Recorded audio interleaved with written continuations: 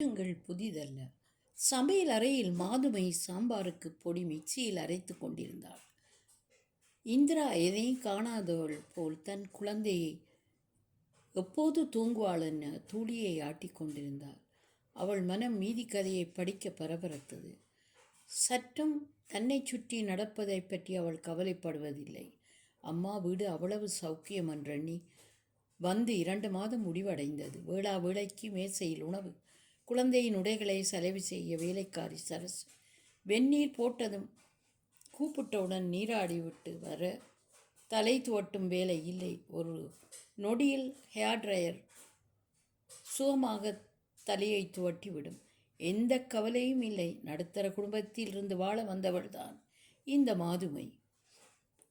Colonel மாதவனின் கடைசி மகன் சுந்தரை விரும்பி வாழ்க்கைப்பட்டவள். மாமியார் காமாட்சி மூத்த மகளின் பிரசவத்திற்கு சென்றவள் இன்னும் வரவில்லை. எதையும் கண்டும் காணாமல் செல்லும் கணவன் வாய்மூடி தன் கடமைகளை செய்யும் மாதுமைக்கு சில நேரம் அழுகை வரும். வேலைகள் கூடி 3 தெரு தாண்டி இருக்கும் தன் தாய் வீட்டிற்கு ஒரு நடை போய் வர முடியாத நிலை. வாசலுக்கும் சமையற்கட்டுக்கும் மாதுமை நடந்து கொண்டிருந்தாள். நேரம் 5:30 மணியாகியும் சுந்தர் ஏன் வரவில்லை? வேலை அதிகமோ? பல கேள்விகள் மனதில் எழ மீண்டும் வந்தவள் நாளை காலை உணவிற்கு தயாரப்படுத்தினாள். அரிசியையும் உளுந்து வெந்தயத்தையும் கிரைண்டரில் போட்டு ஆட்டத் தொடங்கினாள். இப்போது தயார் செய்தால்தான் நாளைக்கு காலையில் தோசை பார்க்கலாம். காலையில் சட்னி சாம்பார் எல்லாம் செய்ய வேண்டும். அதை பார்த்து கொள்வோம் என்று எண்ணியபடி வேலையில் ஈடுபட்டாள். நேரத்திற்கு இந்திராவிற்கு உணவளிக்க வேண்டும். நேரம் தவறினால் கத்தி கூச்சல் போடுவாள். மாமியாரும் இப்படி இருந்தால் தன் நிலைமையை எண்ணி பார்த்தாள். மனதில் ஒரு பயம் கூடவே எட்டி பார்த்தது. எதையும் தாங்கும் இதயம்தான் அவளுக்கு உண்டு. அச்சத்தை உதறிவிட்டு சுந்தரை கண்கள் எதிர்பார்த்தன. குளிரூட்டியிலிருந்து முள்ளங்கி, மிளகாய் இவற்றை வெளியே எடுத்தாள். இரவு இட்லி வேண்டுமென்று இந்திரா அடம் பிடித்தாள். ஒரு பச்சை மிளகாயில் ஒரு சட்னி அரைத்து விடுவோம் இஞ்சி வைத்து என்று நினைக்கின்றாள். தன் புடவையை இழுப்பது யார் என திரும்பி பார்த்தாள். இந்திராவின் மூத்த மகன். 3 வயதே நிரம்பியவள். அத்தை எனக்கு பசிக்கிறது என்றதும் அவளுக்கு களைப்பு பறந்து போய்விட்டது. 2 இட்லியை எடுத்து போட்டு தொட்டு தொட்டு ஊட்டினாள். அவன் கண்கள் மிக அழகானவை. அவற்றை ரசித்த வண்ணம் போதுமா கண்ணா என்று பரிவோடு கேட்க, போதுமத்தை என்று இறங்கி தாயை தேடி ஓடினான். உள்ளே நுழைந்த சுந்தர் தன் மனைவியை ஏறிட்டு பார்த்தான்.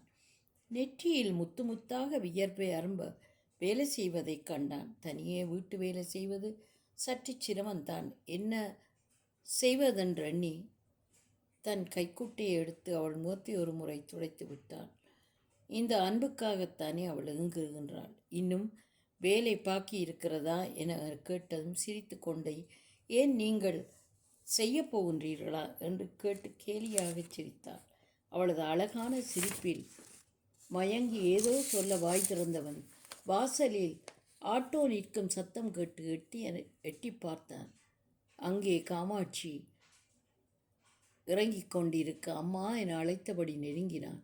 அவனது கையை பற்றி மெல்ல இறங்கியவள், எல்லோரும் வீட்டில் சௌக்கியமா கண்ணா என பரிவுடன் கேட்டான்.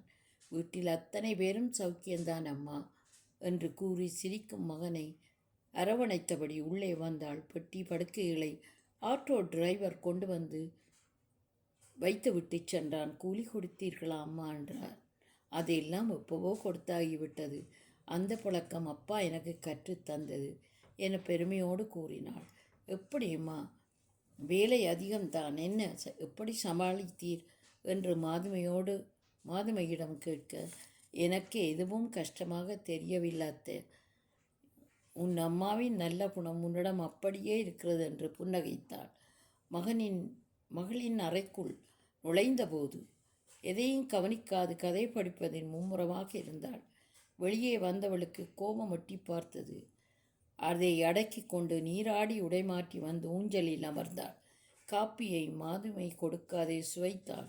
சர்க்கரை அளவாக இருந்தது. நிமிர்ந்து பார்த்து, காப்பி நன்றாக இருக்கிறது. நீ எப்படிம்மா? சந்தோஷமாக இருக்கிறாயா? இங்கு வந்தபின் அம்மா வீட்டிற்கு ஒரு தடவையாகுதல் போய் வந்தாயா என்றதும், இங்கே அத்தை போவது, வேலை விடிந்தால் சரியாக இருக்கிறது. அவ்வப்போது ஃபோனில் பேசுவேன் என்று சிரித்தான்.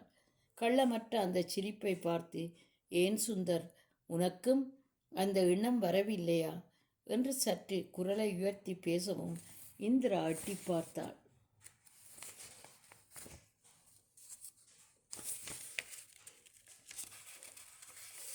இந்திரா, உன் மாமியார் அனுப்பிய கடிதம் என் கைப்பையில் இருக்கிறது.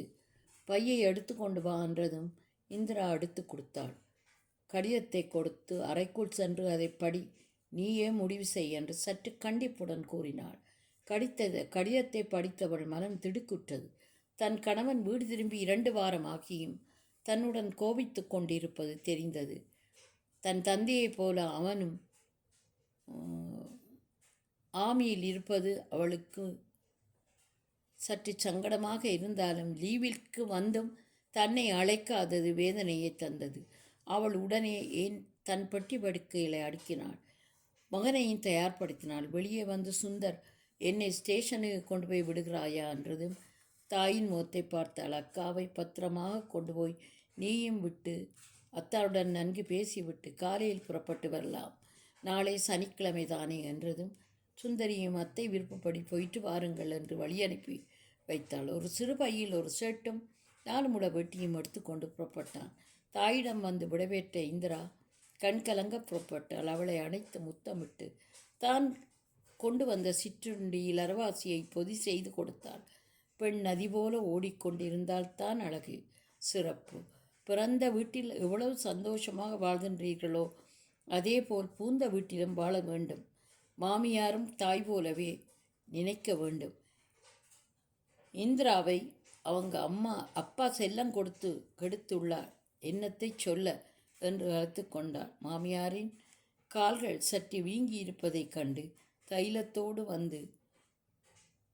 வந்த மாதுமை, அத்தை கால்களை கொஞ்சம் நீட்டுங்கள், பிரயாணத்தில் வீங்கி இருக்கிறது, தைலம் தேய்த்து விடுகிறேன் என்றதும் கண்கள் கலங்க, உன்னிடம் இருக்கும் அறிவு கொஞ்சம் கூட அவளுக்கு இருப்பதில்லை, என்ன செய்ய என்று பெருமூச்சு விட்டாள் காமாட்சி. சிரித்து கொண்டே மாதுமை காலை தடவி தைலம் தேய்த்தாள். யாவும் கற்பனை.